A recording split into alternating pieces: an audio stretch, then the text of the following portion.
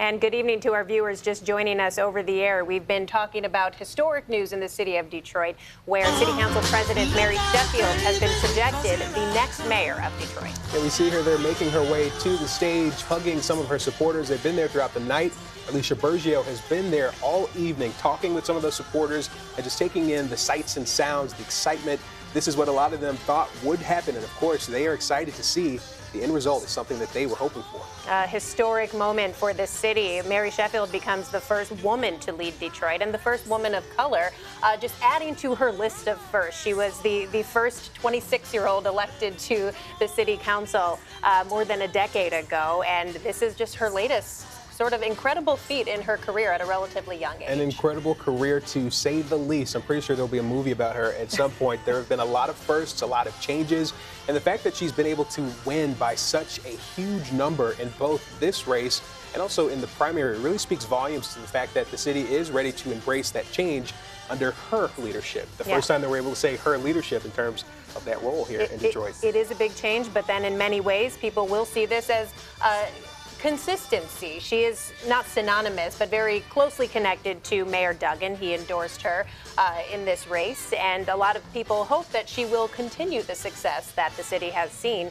in the last 12 years under Mayor Duggan. She also got the endorsement of some of the other candidates who were able to get out of the race a little bit sooner, but still, it just shows that a lot of people do believe in the message that she is preaching and what she hopes to see from the city. Of course, Mayor Sheffield, now the projected winner for the city of Detroit. Huge role. A woman has never had this role. She's about to speak now. We're going to listen in.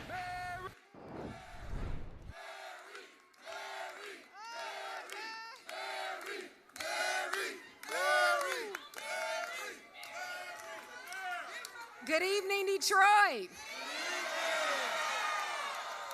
Wow. Detroit, we did it. We did it. Detroit, you showed up, you showed out, you stood strong and raised your voices towards a future that we all can believe in.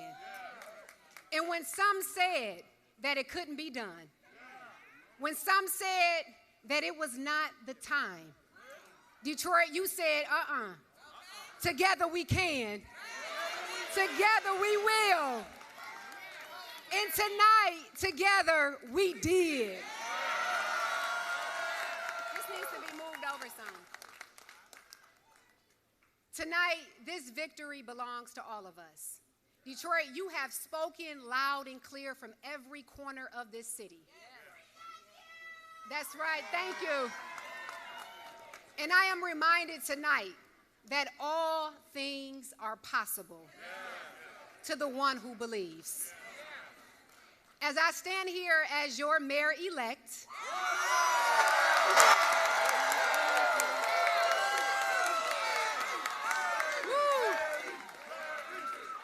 I want to first extend my deepest gratitude to the residents of this great city. You all have welcomed me into your homes, your neighborhoods. Where else? That's right, everywhere, all throughout this city. And I would never forget the memories and the times that we've shared throughout this campaign.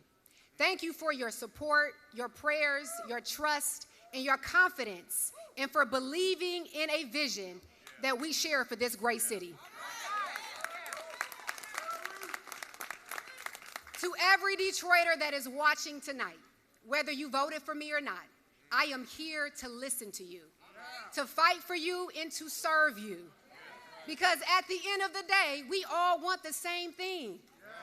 A Detroit that works for everyone. For everyone. This journey was not walked alone. There are so many incredible people who have shaped this moment and walked alongside me. First, to my family, to my father, who has always instilled strength and faith in me. To my 88-year-old grandmother.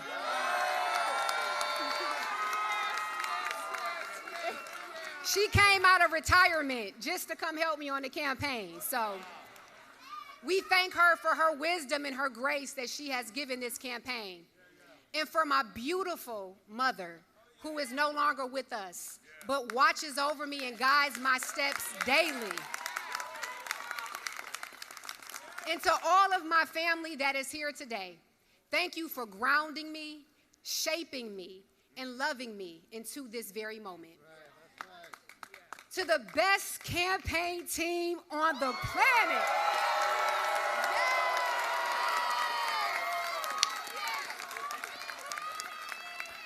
The best and the brightest, you all worked with heart, with grit, and brilliance. And I am deeply grateful for each and every one of you all. To my campaign manager, Chris Scott.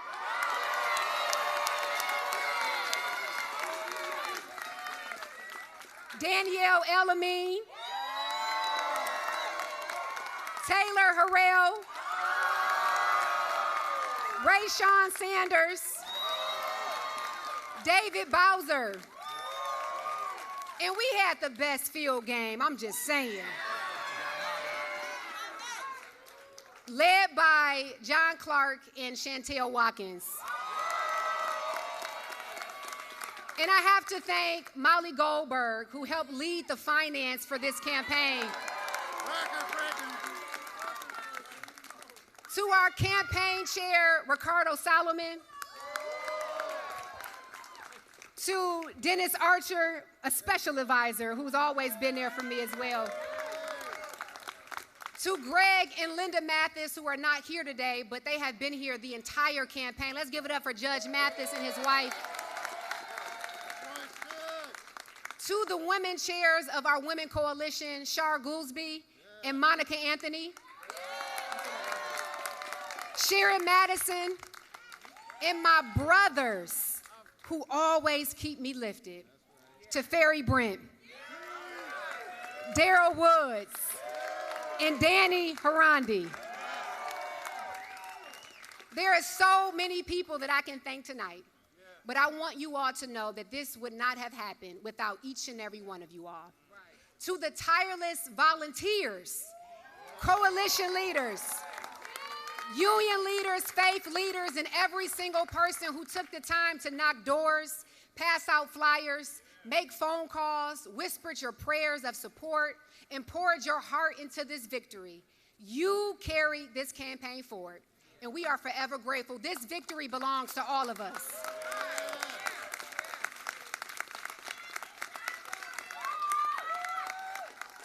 So over the past 330 days, we've built more than a campaign, we built a movement. A movement that has proven that we are stronger when we all stand together as one Detroit. I've seen it on the east side, the west side, and every block in between. Neighbors that are organizing block by block, our small businesses that are lifting up our communities, and our young people who are demanding a future that they can believe in. This is the spirit of our city, the spirit that carried us here to this moment in Detroit. Let's not forget who we are. We are a city of innovators, of champions, of change makers. We put the world on wheels. We created the Motown sound. We built the nation's first public highway. We powered the arsenal of democracy. And from these Detroit streets came freedom. From the Underground Railroad to the fight for civil rights. This is the home of the labor movement. The birthplace of America's middle class. And nearly 60 years ago, my grandfather, Horace Sheffield Jr., stood on the front lines during the Walk to Freedom, demanding jobs, dignity, and justice for every Detroiter. And now, almost 6 decades later, his granddaughter stands right here.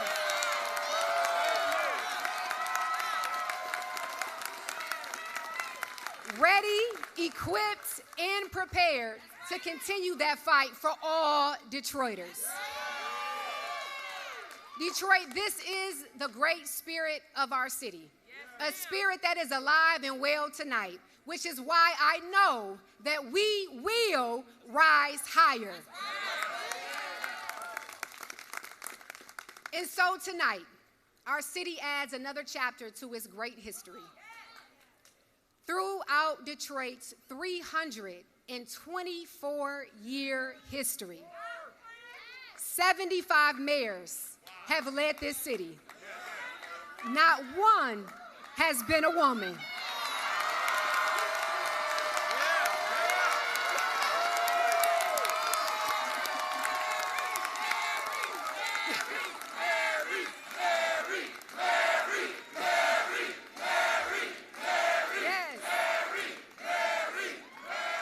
But tonight, Detroit, we know that changes. And you changed it, Detroit. So as I reflect on my journey, it all started with the belief that my parents had in me. They reminded me again and again that no mountain was too high for their daughter to climb. No dream was too big. And I think back to that 8-year-old girl from the west side of Detroit whose third grade teacher at the time, Mrs. Pappas, she wrote on my evaluation that she saw a gift in her, a gift for leading others. And that little girl's life from that moment on will continue to be shaped by service. And so she dared to dream that she too could make a difference in this city. And tonight, she stands here proudly as the first woman ever elected to lead this great city.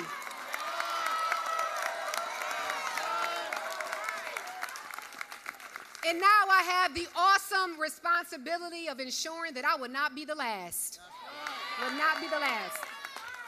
I don't take for granted that I stand on the shoulders of so many warrior women who have prayed, who have sacrificed, just for us to be here in this moment. A torch carried from one generation to the next. And so I say to every little girl watching tonight, and to every child in this city, never doubt yourself. You are gifted. You are powerful. You are fearfully and wonderfully made.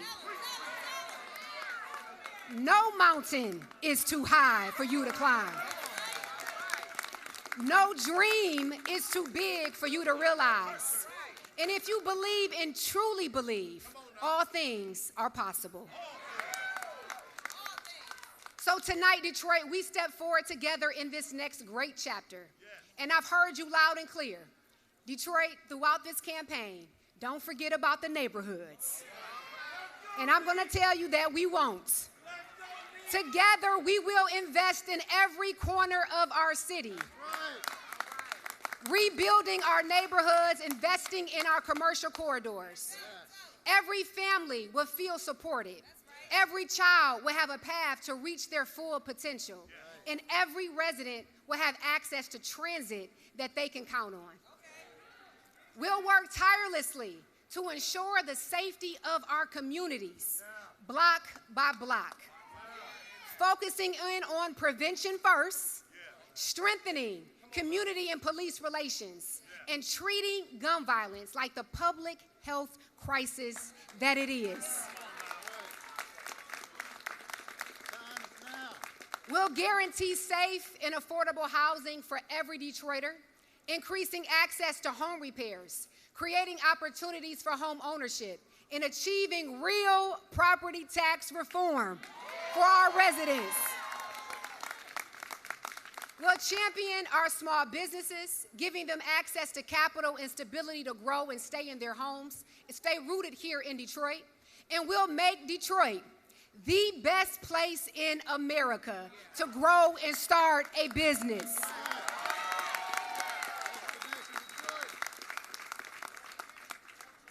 We'll be more involved in our educational system, creating coordinated transportation, increasing after-school programs, and providing wraparound services so that every child can succeed. Because we know that when our youth rise, Detroit rises. In this administration, everyone will have a seat at the table. From our block clubs to our nonprofits, to our faith institutions, to our unions, and the voices of our most vulnerable. Because guess what? This city belongs to all of us. All of us. And it will take all of us working together in unity and in love in order for us to truly rise higher. Generations ago, it was right here in Detroit where our grandmothers and grandfathers came to build lives of dignity and pride, to find good-paying jobs, buy homes, raise families, and imagine a better tomorrow. They saw Detroit as a destination city, a world-class city. That has always been the promise and the hope of this city. And we will, Detroit, continue to march boldly towards that promise once again. So tonight, we will celebrate this historic and monumental victory. But tomorrow, we know we go to work. Shoulder to shoulder with our city council, with our regional partners, with our civic and business community, with our labor family, and most importantly, with each and every one of you all. Because the work now begins. The work of rebuilding our neighborhoods, creating great jobs, lifting every Detroiter out of poverty, attracting and retaining our young people in this city, and reclaiming Detroit as its rightful place among the world's greatest cities. Together, we made history, Detroit. Together, we will build a brighter future. Together, we will rise higher. Thank you, Detroit. I love you all. God bless you. Let's finish the work.